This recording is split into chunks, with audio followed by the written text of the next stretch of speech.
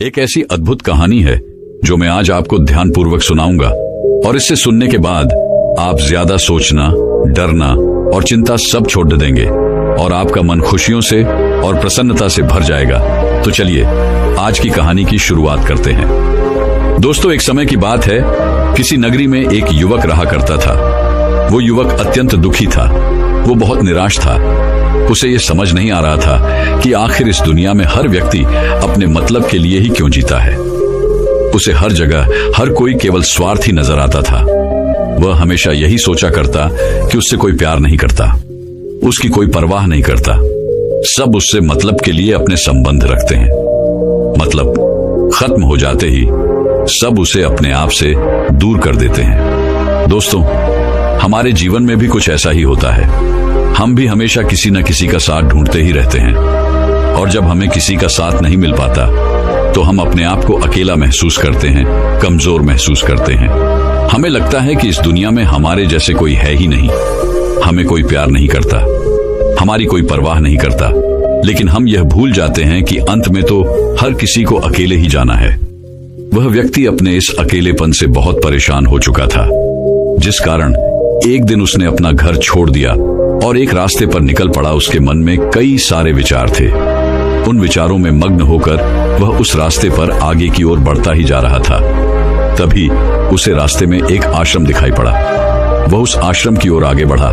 तभी उसने देखा कि एक गुरु अपने शिष्यों को ध्यान करना सिखा रहे हैं और उन्हीं शिष्यों में से एक शिष्य ने अपने गुरु से कहा, है गुरु, आखिर यह ध्यान क्या है और इस ध्यान को करने से हमें क्या लाभ? तभी वह गुरु अपने उस शिष्य के इस सवाल का जवाब देते हुए कहते हैं, पुत्र, ध्यान ही सच है और ध्यान हमें अकेला कर देता है। हम जितने ज्यादा अकेले होते जाते हैं उतना ही हम ध्यान में उतरते चले जाते हैं और यही अकेलापन तुम्हें सत्य के मार्ग पर ले जाता है, तुम्हें सत्य की प्राप्ति करवाता है।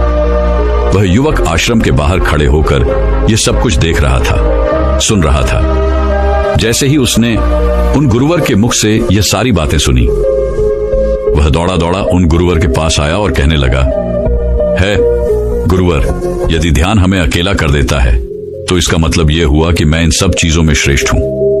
आप तो ध्यान का सहारा लेकर अकेले होते हैं, लेकिन मैं तो ऐसे ही अकेला हूं। मेरा ऐसा कोई नहीं है जिसे मैं अपना कह सकूं, जो मेरी परवाह करता हो, जो मेरा ख्याल रखता हो, और मैं अपनी राह पर अकेला ही चलता चला जा रहा हूं। उस व्यक्ति की ये सारी बातें सुनकर उन गुरुवर ने उस व्यक्ति को ध्यानपूर्वक देखा और उसके बाद उससे कहते हैं, भंते, अगर तुम अकेले हो तो तुम्हारे पीछे तुम्हारा पूरा परिवार, तुम्हारे मित्र, तुम्हारे शत्रु, तुम्हारे सगे संबंधी, इन सब को लेकर तुम कहां जा रहे हो?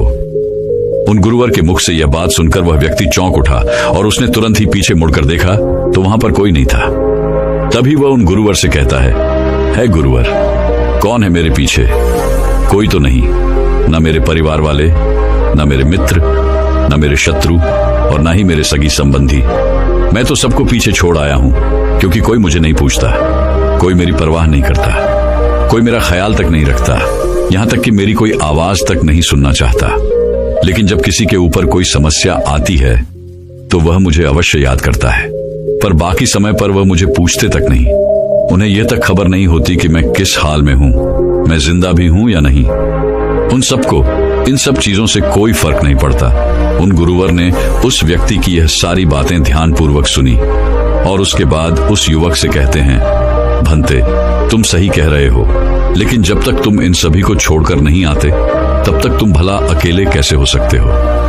वह व्यक्ति एक बार फिर से आश्चर्यचकित होकर पीछे मुड़कर देखता है और फिर उन गुरुवर से कहता है गुरुवर, यहां पर तो कोई नहीं है, मैं अकेला ही यहां पर आया हूं। लग रहा है कि आप मेरा मजाक उड़ा रहे हैं। मेरे पीछे कोई नहीं है, आप खुद देख सकते हैं, तो फिर आप ऐसा क्यों कह रहे हैं कि जाओ और इन्हें छोड़कर आओ? जब मेरे साथ कोई है ही नहीं तो मैं भला उन्हें कहां छोड़ूं, कैसे छोड़ूं? उस युवक की ये सारी बातें सुनकर वह गुरुवर मुस्कुराने लगे और उस युवक से कहते हैं, भंते, आखिर तुम मुझसे क्या चाहते हो? इस पर वह युवक उन गुरुवर से कहता है गुरुवर, मैं आपका शिष्य बनना चाहता हूं, मुझे कोई साथी चाहिए, मुझे अपना शिष्य बना लीजिए, मैं जीवन भर आपका आभारी रहूंगा। उस युवक की यह बातें सुनकर उन गुरुवर ने कहा, भंते, तुम चाहो तो यहां पर 1 महीने रह सकते हो। उसके बाद ही मैं यह निर्णय कर पाऊंगा कि क्या मुझे तुम्हें अपना शिष्य बनाना चाहिए या फिर नहीं। लेकिन तुम्हें मेरी एक बात माननी होगी। तुम्हें इन 30 दिनों के अंदर ध्यान का अभ्यास करना होगा। अगर तुम ये कर सकते हो तो तुम यहां पर अगले 1 महीने के लिए रुक सकते हो, अन्यथा तुम्हारे लिए यहां पर कोई जगह नहीं। उस व्यक्ति ने काफी सोच विचार कर उन गुरुवर से कहा, है गुरुवर, आप जैसा कहेंगे मैं वैसा ही करूंगा। आप चाहते हैं कि मैं इन 30 दिनों में ध्यान का अभ्यास करूं, तो मैं यह करने के लिए तैयार हूं। उस व्यक्ति ने उन गुरुवर की बात मान ली और आश्रम में ही रुक गया। अगले दिन सुबह सुबह वह गुरुवर उस व्यक्ति के पास आए और उस व्यक्ति से कहने लगे, भंते, तुम किससे बात कर रहे हो? तुम्हारा ध्यान कहाँ है? इस पर वह व्यक्ति जवाब देते हुए कहता है गुरुवर, मेरे साथ तो कोई नहीं है, मैं भला किससे बात करूंगा, मैं तो अकेला हूं। तभी वह गुरुवर उस व्यक्ति से कहते हैं, ठीक है, लेकिन अब ध्यान लगाओ, क्योंकि तुमने मुझे वचन दिया था कि इन 30 दिनों में तुम ध्यान का अभ्यास करोगे। उन गुरुवर के कहने पर वो व्यक्ति ध्यान करने बैठ जाता है। लेकिन पहले दिन उसे ध्यान करने में बहुत तकलीफें आती हैं, बहुत सारी परेशानियों का सामना करना पड़ता है। यहां तक कि वो ढंग से लगातार बैठ भी नहीं पा रहा था। उसके पैर मानो सुन्न से हो जाते और उसका पैर मानो काम करना ही बंद कर देता। ये सारी बातें वह गुरुवर देख रहे थे। तभी उन गुरुवर ने उस व्यक्ति से कहा, बनते, तुम जितना देर चाहो उतना देर बैठ सकते हो। ये ऐसा कोई जरूरी नहीं है कि तुम एकाएक लगातार बैठे ही रहो। यदि तुम्हें थोड़ी तकलीफ है तो तुम उठ सकते हो, टहल सकते हो और फिर आकर बैठ सकते हो। इतना कहकर वह गुरुवर वहां से चले गए। अगले दिन सुबह सुबह फिर वह उस व्यक्ति के पास आए और उस व्यक्ति से कहने लगे, भंते कौन है, किससे बातें कर रहे हो, कोई आया है क्या? उन गुरुवर की इस बात का जवाब देते हुए वह व्यक्ति उन गुरुवर से कहता है गुरुवर, यहाँ पर तो कोई नहीं है, आप खुद देख लीजिए, मैं भला किससे बातें करूंगा। तभी वह गुरुवर एक बार फिर उस व्यक्ति से कहते हैं, चलो ध्यान का अभ्यास करो। तभी वह व्यक्ति उन गुरुवर से कहता है गुरुवर, क्या केवल आंखें बंद करके बैठ जाना, इसे ही ध्यान कहते हैं? अगर इसे ही ध्यान कहते हैं तो यह तो बड़ा ही आसान है और इसे तो कोई भी कर सकता है, केवल आंखें बंद करके बैठना ही तो है। इसका जवाब देते हुए वह गुरुवर उस व्यक्ति से कहते हैं, भंते, केवल आंखें बंद करके बैठ जाना इसे ध्यान नहीं कहते। ध्यान करने के लिए तुम्हें अपने मन को एकाग्र करना होगा, अपने मन को किसी एक चीज पर लगाना होगा। वह कोई भी चीज हो सकती है, बाहर की कोई आवाज या तुम्हारे भीतर से आने वाली ये सांसें, इन सांसों के अंदर और बाहर होने की आवाज। तुम ऐसी किसी भी चीज पर ध्यान लगा सकते हो जो लगातार वर्तमान समय में घट रही है, ताकि तुम्हारा पूरा ध्यान उस चीज पर एकाग्र हो और तुम्हारा ध्यान कहीं भी भटके नहीं, जिस कारण तुम उस पर ध्यान लगा पाओगे। और एक बात और याद रखना, जब तुम उस चीज पर ध्यान लगाओगे तो तुम्हारा ध्यान हटना नहीं चाहिए। इतना कहकर वह गुरुवर वहां से चले गए। अगले दिन जब वह सुबह सुबह एक बार फिर उस व्यक्ति से मिलने आए तो उन्होंने एक बार फिर उस व्यक्ति से कहा, भंते, आज कौन आया है, किससे बातें कर रहे हो? बड़ी जोर जोर से आवाज आ रही है। तुम यहां पर खुद शांति पाने आए हो या फिर दूसरों को अशांत करने के लिए? वह व्यक्ति उन गुरुवर से कहता है गुरुवर, पर यहां पर तो कोई है ही नहीं, तो मैं भला किससे बात करूंगा? यहां तक कि अभी तक मेरे मुख से एक शब्द तक नहीं निकला है, तो फिर आपको कैसे जोर जोर की आवाजें कहां से आ रही हैं? और जब मैंने एक शब्द भी नहीं बोला तो मैं भला दूसरों के लिए अशांति का कारण कैसे बन सकता हूं? तभी वह गुरुवर उस व्यक्ति से कहते हैं, ठीक है, चलो ध्यान का अभ्यास करो। तभी वह व्यक्ति उन गुरुवर से कहता है गुरुवर, मेरा एक प्रश्न है, क्या मैं आपसे पूछ सकता हूं? तभी वह गुरुवर उस व्यक्ति से कहते हैं, पूछो, तुम्हें क्या पूछना है? तभी वह व्यक्ति उन गुरुवर से कहता है गुरुवर, आप कहते हैं किसी भी एक चीज पर ध्यान लगाओ जो वर्तमान समय में घट रही हो, उस पर अपना पूरा ध्यान लगा दो। लेकिन जब मैं अपनी सांसों पर या फिर किसी ऐसी चीज पर ध्यान लगाने का प्रयास करता हूं जो लगातार घट रही है, तो मेरा ध्यान लगातार नहीं रह जाता। मैं पल पल भटकता रहता हूं। कभी मुझे कुछ याद आने लगता है तो कभी मुझे कुछ और याद आने लगता है। वो पुरानी चीजें, वो पुरानी यादें मेरा पीछा नहीं छोड़ती, आपके कल यहाँ से चले जाने के बाद मैंने ध्यान करने के लिए बहुत प्रयास किया, लेकिन वह पुरानी यादें बार बार मुझे याद आ रही थी, जिस कारण मैं एक चीज पर ध्यान लगा ही नहीं सका। तो अब मुझे क्या करना चाहिए? उस व्यक्ति की यह सारी बातें सुनकर वह गुरु मुस्कुराने लगे और वहां से चले गए। उन गुरुवर की हंसने की वजह उस व्यक्ति को समझ नहीं आई। अगले दिन सुबह सुबह एक बार फिर वह गुरु उस व्यक्ति के पास पहुंचे और कहा, भंते, ये तुम क्या कर रहे हो? इतना आलस, चारों ओर आलस ही आलस फैला हुआ है। अपने पास से आलस को भगाओ, अन्यथा यह तुम पर हावी हो जाएगा और फिर तुम हमेशा इसके अधीन बनकर रहोगे। तभी वह व्यक्ति गुरुवर से कहता है गुरुवर, आप तो रोज एक ही बात कहते हैं कि यहाँ पर कोई है, लेकिन मुझे तो कोई नजर आता ही नहीं। आप ही बताइए, यहाँ पर कौन है? तभी वह गुरु वह उस व्यक्ति से कहते हैं, ठीक है, चलो अभ्यास के लिए चलते हैं। तभी वह व्यक्ति उन गुरुवर से कहता है गुरुवर, मेरा एक प्रश्न है, आपकी आज्ञा हो तो मैं आपसे पूछना चाहता हूँ। है गुरुवर। उस व्यक्ति से कहते हैं, हाँ पूछो, क्या प्रश्न है तुम्हारा? तभी वह व्यक्ति उन गुरुवर से कहता है गुरुवर, आपकी कृपा से अब मैं पहले से बेहतर तरीके से ध्यान कर पा रहा हूँ, लेकिन अभी भी मुझे एक समस्या आ रही है, और वह यह है कि जब भी मैं अपनी सांसों पर ध्यान देता हूँ तो मेरा मन एकाग्र तो होता है और मैं पहले से ज्यादा और अच्छी तरह से ध्यान भी लगा पाता हूँ, लेकिन ध्यान लगाते लगाते मुझे नींद आने लगती है और मैं सो जाता हूँ। फिर उसके बाद मुझसे ध्यान नहीं हो पाता।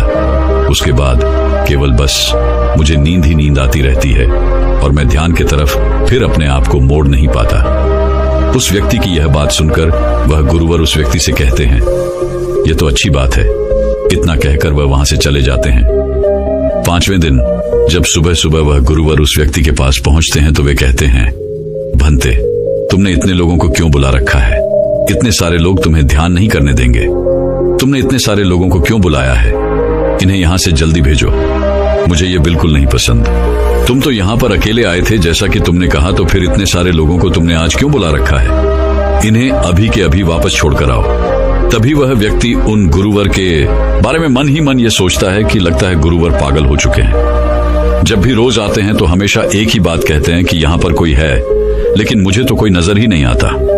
बड़ी विनम्रता से उन गुरुवर से कहा, है गुरुवर, शायद आपकी आंखें जो देख पा रही हैं वह मैं नहीं देख पा रहा हूं। मुझे तो यहां पर कोई नजर नहीं आता।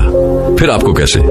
यहां पर लोग ही लोग नजर आ रहे हैं। फिर गुरुवर उस व्यक्ति से कहते हैं, अच्छा ठीक है, चलो अब ध्यान का अभ्यास करते हैं। तभी वह व्यक्ति उन गुरुवर से कहता है गुरुवर, मुझे ध्यान के वक्त नींद आती थी। जैसा कि मैंने आपको बताया था, उस पर तो मैंने नियंत्रण पा लिया, लेकिन अब जब भी मैं ध्यान करने बैठता हूँ, किसी एक चीज पर अपना ध्यान केंद्रित करता हूँ, तो मेरे मन में विचारों का सैलाब होता है। मानो विचारों की बाढ़ सी आ जाती है। इतने विचार तो आंख खोलकर भी मैंने कभी नहीं देखे होंगे, जितने की आंखें बंद करने के बाद मुझे नजर आते हैं। और इन विचारों में कुछ ऐसे विचार भी मेरे मन में आते हैं जिनके बारे में आज तक मैंने सोचा तक नहीं है। मुझे उनके बारे में कुछ भी नहीं पता। ये सब क्यों हो रहा है गुरुदेव? उन गुरुवर ने उस व्यक्ति की यह बात सुनकर उस व्यक्ति से कहा, अच्छा ऐसा हो रहा है। इतना कहकर वह गुरुवर वापस चले गए। अगले दिन सुबह सुबह वह गुरुवर एक डंडा लेकर उस युवक के पास पहुंचे और एक डंडा जड़ते हुए उस युवक से कहते हैं, मैंने तुम्हें पहले ही कहा है, इतने सारे लोग मुझे पसंद नहीं, तुम्हें इन्हें छोड़कर आना होगा। आखिर तुम रोज रोज इन्हें क्यों ले आते हो? इतनी भीड़ इकट्ठा करके तुम्हें क्या लाभ? आज के बाद यह यहाँ पर नहीं आने चाहिए। इस बात का ख्याल रखना। यदि आज के बाद यहाँ पर कोई भी नजर आया और तुम्हारी बक बक मुझे सुनाई पड़ी तो मैं तुरंत ही तुम्हें इस आश्रम से निकाल दूंगा। तभी वह व्यक्ति बड़ी विनम्रता से उन गुरुवर से कहता है गुरुर, मुझे तो ये समझ नहीं आता कि मुझे कोई नजर ही नहीं आता, लेकिन आप रोज एक ही बात कहते हैं कि यहाँ पर मैंने भीड़ इकट्ठी कर रखी है।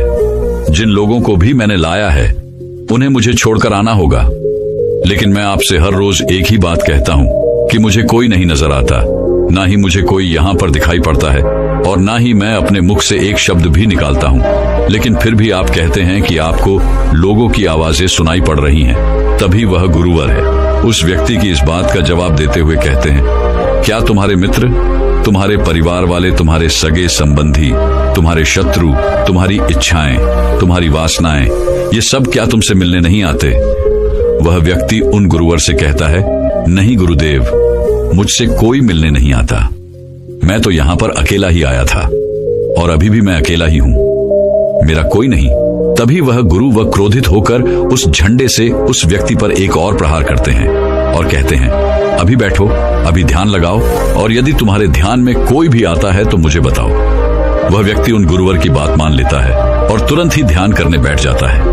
कुछ देर तक तो वह काफी शांत रहता है, लेकिन कुछ देर बाद ही वह उन गुरुवर से कहता है गुरुदेव, मेरा भाई मुझसे मिलने आया है, साथ में मेरे पिताजी भी हैं। दोनों बहुत दुखी हैं क्योंकि मैं उन्हें छोड़कर यहाँ जो चला आया हूँ। मेरे भाई की तबीयत भी कुछ ठीक नहीं लग रही।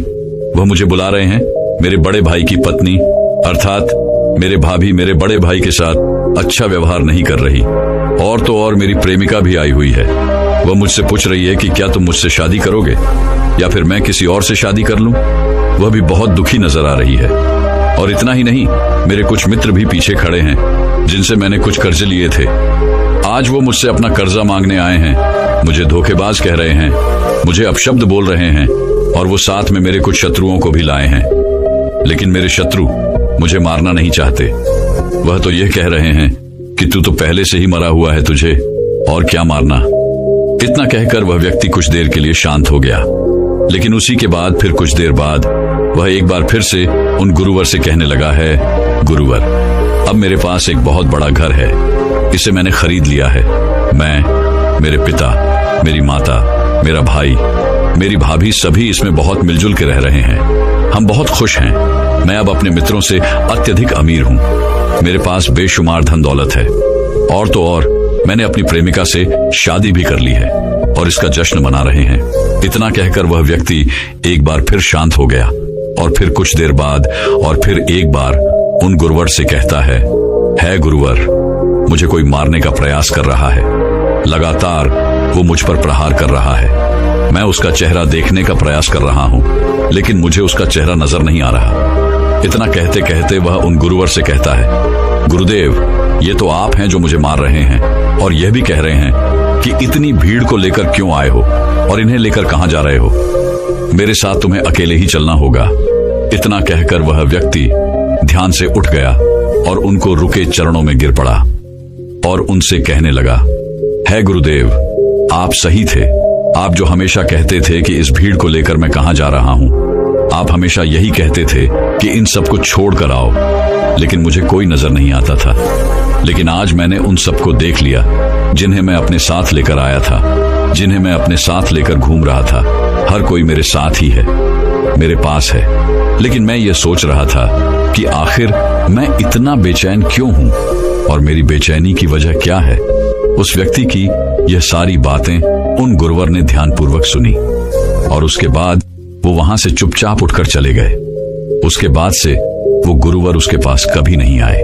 लेकिन वह व्यक्ति हर रोज ध्यान का अभ्यास कर रहा था और पूरे 1 महीने बाद जब वह उन गुरुवर के पास पहुंचा तो उन गुरुवर से कहने लगा है, गुरुवर, जैसा कि आप कहते थे कि मैं हमेशा अपनी भीड़ को अपने साथ लेकर घूमता हूं, तो आज मैंने उस भीड़ को विदा कर दिया है और अब मैं बिल्कुल अकेला हूं। मेरे साथ कोई नहीं, मेरे साथ आप भी नहीं है, यहां तक कि मैं खुद अपने साथ नहीं हूं। मैं एक परम शांति महसूस कर रहा हूं। अब मुझे ऐसा प्रतीत होता है कि अब मेरे जीवन में कोई समस्या नहीं है, कोई समाधान नहीं है। मैं बहुत हल्का महसूस कर रहा हूं, मैं बहुत अच्छा महसूस कर रहा हूं, और इस शांति में जो आनंद है इसका क्या कहना। तभी वह गुरुवर उस व्यक्ति से कहते हैं, भंते, अगर तुम चाहो तो इस अकेलेपन को लेकर तुम अपनी दुनिया में वापस जा सकते हो। अव्याधि, तुम उस संसार में वापस भी लौट जाओ। भले ही लोग तुम्हारे आसपास क्यों न रहे, भले ही पूरी भीड़ तुम्हारे साथ क्यों न रहे, लेकिन फिर भी तुम अकेले ही रहोगे। फिर चाहे वह तुम्हारे रिश्तेदार हो, सगे संबंधी हो, परिवार वाले हो, तुम्हारे मित्र, तुम्हारे शत्रु, तुम्हारी भावनाएं या फिर तुम्हारी प्रेमिका, इन सब के साथ रहकर भी तुम पूर्ण रूप से अकेले ही रहोगे। और इतना ही नहीं, तुम्हारे जीवन में जब भी कोई बुरी परिस्थितियां आएंगी तब भी तुम बिल्कुल अकेले और शांत रहोगे, और तुम हर परिस्थितियों का समाधान निकालने में भी अब पूरी तरह सक्षम हो चुके हो। और यदि अब तुम चाहो तो मैं तुम्हें अपना शिष्य बना सकता हूं, क्योंकि हो सकता है तुम्हें यह लग रहा हो कि यह 30 दिन तो पूरे खत्म हो चुके, लेकिन ध्यान का मार्ग अभी शुरू हुआ है। और याद रहे कि अभी तो बहुत कुछ सीखना है, जानना है, लेकिन कुछ रखना नहीं है। यह मार्ग अभी शुरू हो रहा है और यह मार्ग अति लंबा है, और इस मार्ग की शुरुआत शांति से ही होती है। तभी वह व्यक्ति उन गुरुवर को प्रणाम करता है और उनसे कहता है गुरुवर, मैं अपने घर वापस लौटना चाहता हूँ, अपने उस संसार में वापस जाना चाहता हूँ, ताकि मैं अपनी जिम्मेदारियों को निभा सकूं और साथ ही साथ इस मार्ग पर भी आगे बढ़ सकूं। यदि आपकी आज्ञा हो। इतना कहकर वह व्यक्ति शांत हो गया। तभी वह गुरु मुस्कुराने लगे और उस व्यक्ति से कहते हैं, भंते मन शांत हो तो सब हो सकता है। तुम संसार में रहकर भी अकेले रह सकते हो, लेकिन एक बात याद रखना कि हमें सीखना बहुत कुछ है, जानना बहुत कुछ है, लेकिन रखना कुछ भी नहीं। अब तुम जा सकते हो, तुम्हारा कल्याण हो। तो दर्शकों, चलिए अब ज्यादा सोचने के ऊपर अगली कहानी की शुरुआत करते हैं। संपूर्ण मानव जाति एक दौड़ में लगी हुई है, एक ऐसी दौड़ जो कभी पूरी नहीं होती, जो उसके जन्म के साथ शुरू होती है और मरने तक उसका पीछा नहीं छोड़ती। लेकिन क्या कभी आपने ध्यान दिया है कि यह दौड़ किस चीज की है? जरा ठहर कर खुद से पूछिए कि आप किसके पीछे दौड़ रहे हैं, और वास्तव में क्या यह दौड़ कभी पूरी हो सकती है? जिन भौतिक सुख सुविधाओं को इकट्ठे करने में इंसान लगा रहता है, क्या वास्तव में वो भौतिक सुख सुविधाएं उसे शांति या फिर आनंद प्रदान कर सकती है? सिकंदर ने मरने से पहले अपने सभी मंत्रियों को कहा था कि जब मेरी अर्थी उठाई जाए तो मेरा शरीर ढका हुआ नहीं होना चाहिए, मेरी हथेलियां खुली होनी चाहिए, ताकि सारी दुनिया यह देख सके कि जो सिकंदर पूरी दुनिया को जीत सकता था, वो भी अपने साथ कुछ नहीं ले जा सका। उसके हाथ खाली के खाली रह गए। लेकिन जीवन की बागडोर ऐसी होती है कि उसे कभी ठहरने का वक्त ही नहीं मिलता। कभी वह सोच विचार ही नहीं करता कि जीवन का सबसे बड़ा सुख क्या है, और इसके विपरीत जीवन का सबसे बड़ा दुख क्या है। सुख सुविधाएं तो बहुत लोग इकट्ठा कर लेते हैं, लेकिन सही मायने में उसका भोग कितने लोग कर पाते हैं? वही भौतिक वस्तुएं जो उसने अपने आनंद, अपनी शांति के लिए संग्रहित की थी, वही सुख सुविधाएं उसके दुख का कारण बन जाती हैं। जब पैसा नहीं कमाया था तो पैसा ना होने का दुख था, और जब पैसा कमा लिया तो वही पैसा उसके बच्चों के लिए या उसके लिए झगड़े का कारण बन जाता है। तो फिर कैसे सुख सुविधाएं, किन चीजों के पीछे आप भाग रहे हो? आज की जो कहानी मैं आप लोगों को सुनाने वाला हूं, उसमें आपको जीवन का सबसे बड़ा दुख और सबसे बड़ा सुख पता चलेगा। इससे पहले कि आप इस कहानी में खो जाएं, इस चैनल को सब्सक्राइब जरूर कर लें। तो चलिए कहानी शुरू करते हैं। अपनी गरीबी के दिन याद करके सेठ धनानंद की आंखों में आंसू आ गए। आज उसने जीवन में सब कुछ हासिल कर लिया था। सारी सुख सुविधाएं उसके पास थी। घर में नौकर चाकर थे, हजारों लोग उसके नीचे काम करते थे, जो उसकी एक आवाज पर उसके पास खड़े होते थे। लेकिन फिर भी आज सब कुछ हासिल कर लेने के बाद भी वो दुनिया में अपने आप को सबसे गरीब आदमी समझ रहा था। आखिरकार अपनी गरीबी के दिन याद करके उसकी आंखों में आंसू आ गए। उसके पास कुछ नहीं था, लेकिन तब भी वो प्रसन्न रहता था। लेकिन आज सब कुछ होने के बाद भी वो प्रसन्न नहीं था। और दुनिया में वही आदमी सबसे गरीब होता है जो सब कुछ होते हुए भी अकेला महसूस करता है। उसे एहसास होने लगा था कि धन संपदा या भौतिक सुख सुविधाएं उसके मन की पूर्ति नहीं कर सकती। लेकिन अब तो बहुत देर हो चुकी थी। उसका पूरा जीवन बीत चुका था। अब पूरे जीवन की कमाई उसे व्यर्थ लगने लगी। उसे लगने लगा कि उसने जो कुछ कमाया वो सब यूं ही था, व्यर्थ था। ये एहसास उसे जीवन में पहले कभी नहीं हुआ था। काश उसे ये एहसास पहले हो गया होता तो वह ठहर जाता, रुक जाता, रुक कर चिंतन करता कि जो चीज वह इकट्ठी कर रहा है, क्या वास्तव में वह इकट्ठी करने लायक है। अगर उसे यह बात पहले पता चल गई होती तो वो अपने जीवन में सार्थकता खोजने की कोशिश करता। वो उस रहस्य के बारे में खोज करता जो उसके मन की पूर्ति करता, जो उसका अकेलापन दूर करता, जो उसके जीवन को संपूर्ण बना देता। उसने अपने दोनों बेटों को अपने पास बुलाया और उन्हें जीवन की सीख समझाने की कोशिश करने लगा। सेठ ने अपने बेटों से कहा कि बेटा, मेरे को तो जीवन में कोई बताने वाला नहीं था, सही रास्ता दिखाने वाला कोई था ही नहीं, इसलिए मैं उस रास्ते पर चलता रहा जिसका कोई अंत नहीं था। और आखिर में पहुंचकर मुझे महसूस हुआ कि जितना रास्ता मैं तय करके आया हूं, उतना ही रास्ता बाकी और है। शायद मैं गलत रास्ते पर निकल पड़ा था और अब इतना समय नहीं बचा कि मैं नए रास्ते पर फिर से नया सफर शुरू करूं। उसने अपने दोनों बेटों से कहा कि बेटा, पता है दुनिया में सबसे बदनसीब आदमी कौन होता है? वो जिसके पास सब कुछ होते हुए भी कुछ नहीं होता, जो अपने आप को सब कुछ होते हुए भी अकेला महसूस करता है। भला इससे बड़ा दुख, इससे बड़ी बदनसीबी और क्या हो सकती है? ये सुनकर उसके बड़े बेटे ने कहा कि पिताजी, सब कुछ तो आपके पास है, धन संपदा, पूरा परिवार, सारी खुशियां आपके पास है, लेकिन फिर भी आप अपने आप को बदनसीब क्यों समझते हैं? उसका बड़ा बेटा वह नहीं समझ पा रहा था जो उसके पिता उसे समझाने की कोशिश कर रहे थे। फिर भी उसने अपनी बात को समझाने की कोशिश करते हुए कहा, अभी तुम्हें लगता है कि जीवन में तुम्हारे पास सब कुछ है। मुझे भी तुम्हारे उम्र में ऐसा ही लगता था, लेकिन अब मैं बूढ़ा हो चला हूं।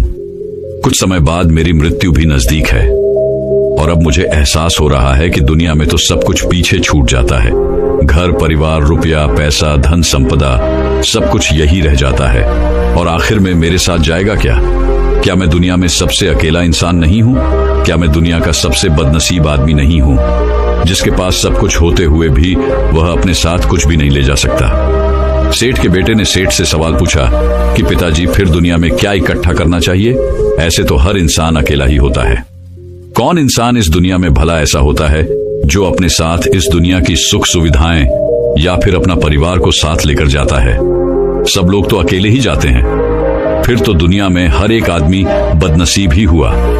यही सवाल सेठ के मन में भी उठ रहा था, लेकिन उसके खुद के पास इसका कोई जवाब नहीं था, तो वह अपने बेटे को भला इसका क्या उत्तर देता।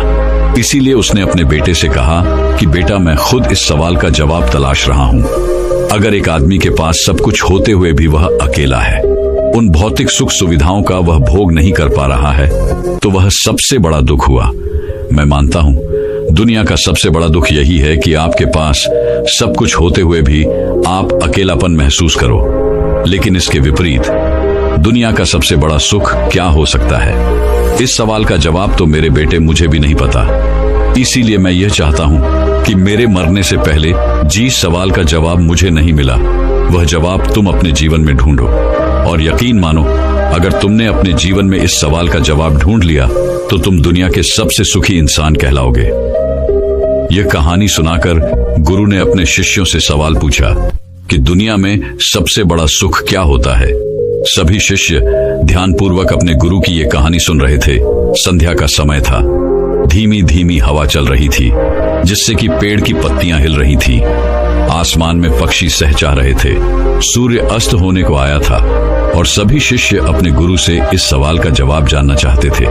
लेकिन इससे पहले ही गुरु ने अपने शिष्यों से सवाल पूछ लिया। इसका उत्तर देते हुए एक शिष्य ने कहा कि गुरुदेव, दुनिया में सबसे सुखी इंसान वही है जिसका शरीर सुखी है। अगर आपके शरीर में बीमारियां हैं तो आपके पास कितनी भी भौतिक सुख सुविधाएं हों, आपके लिए वो व्यर्थ है। और इसके विपरीत अगर आपका शरीर सुखी है, अगर आपका शरीर स्वस्थ है, तो चाहे आपके पास कुछ भी नहीं हो, लेकिन उसके बावजूद आप अपने जीवन में सुखी रहोगे। इसीलिए संसार का सबसे बड़ा धन हमारा शरीर होता है। यह सुनकर दूसरे शिष्य ने उसका विरोध करते हुए कहा कि गुरुदेव, दुनिया में बहुत से लोग ऐसे हैं जिनका शरीर एकदम स्वस्थ है, लेकिन बावजूद इसके वो अपने जीवन में सुखी नहीं है। मैं मानता हूं कि जीवन में सबसे ज्यादा सुखी वही इंसान है जिसका मन सुखी है। गुरु ने अपने इस शिष्य से सवाल किया कि अच्छा ये बताओ कि मन को सुखी किस प्रकार किया जा सकता है। इसका जवाब देते हुए उस शिष्य ने कहा कि गुरुदेव, मन कभी भी संतुष्ट नहीं होता है। अगर हम किसी प्रकार मन को संतुष्ट करना सीख लें तो फिर हम किसी भी परिस्थिति में आनंद और शांति से रह सकते हैं। लेकिन समस्या यही होती है कि मन का भला कभी होता ही नहीं है। मन को चाहे कितना भी खिला दो, लेकिन उसकी भूख कभी पूरी नहीं होती। चाहे उसको कितना ही धन दे दो, लेकिन बावजूद इसका लालच बढ़ता ही जाता है। अब गुरु ने सभी शिष्यों को समझाना शुरू किया। गुरु ने कहा कि अज्ञानतावश मनुष्य कभी यह समझ नहीं पाता कि उसका मन हमेशा से खाली था, लेकिन व्यर्थ की चिंताएं, व्यर्थ के लक्ष्य अपने जीवन में बनाकर उसने अपने मन को बांध लिया। जिस मन की प्रवृत्ति हमेशा खाली रहने की थी, उसने उस मन को कूड़े कचरे से भर लिया। इसीलिए वह मन जो बचपन में हमेशा खाली रहता था, हर चीज में, हर खेल में आनंद ढूंढ लेता था। अकेले में भी आनंद पूर्वक, शांति पूर्वक रहता था। अब वही मन सब कुछ मिल जाने के बाद भी हमेशा दुखी रहता है। लेकिन अगर इंसान सिर्फ वर्तमान में रहना सीख ले, सिर्फ इतना सा होश प्रकट कर ले कि उसे हमेशा वर्तमान में रहना है, ना तो भविष्य की कल्पनाओं में, ना अतीत की यादों में, सिर्फ वर्तमान में, सिर्फ इस एक सूत्र से वो अपने पूरे जीवन को बदल सकता है। वर्तमान में रहकर सभी सूक्ष्म सुविधाओं का भोग करना, पूर्ण होश के साथ, पूर्ण आनंद के साथ हर एक चीज का भोग करना, सिर्फ यही जीवन को सुखी बना सकता है। हम हर चीज को, हर काम को, हर रिश्ते को आधे अधूरे मन से निभाते हैं। जैसे कि खाना खाते समय हमारा दिमाग कहीं रहता है, हमारा शरीर कहीं रहता है, और इसीलिए जब शरीर और मन में दूरी पैदा होती है तो उससे तनाव पैदा होता है।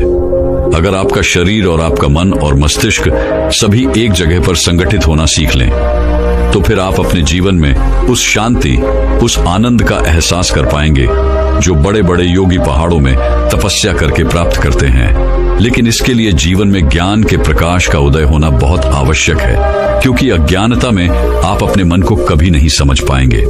मन को समझना इस दुनिया का सबसे कठिन कार्य होता है। अगर आप अपने मन को जबरदस्ती वर्तमान में खींच कर लाने की कोशिश करेंगे तो आप बहुत जल्दी परेशान हो जाएंगे। ये कार्य बड़े धीरे धीरे, बड़ी निष्ठा और प्रेम के साथ किया जाता है, बड़े संयम के साथ किया जाता है।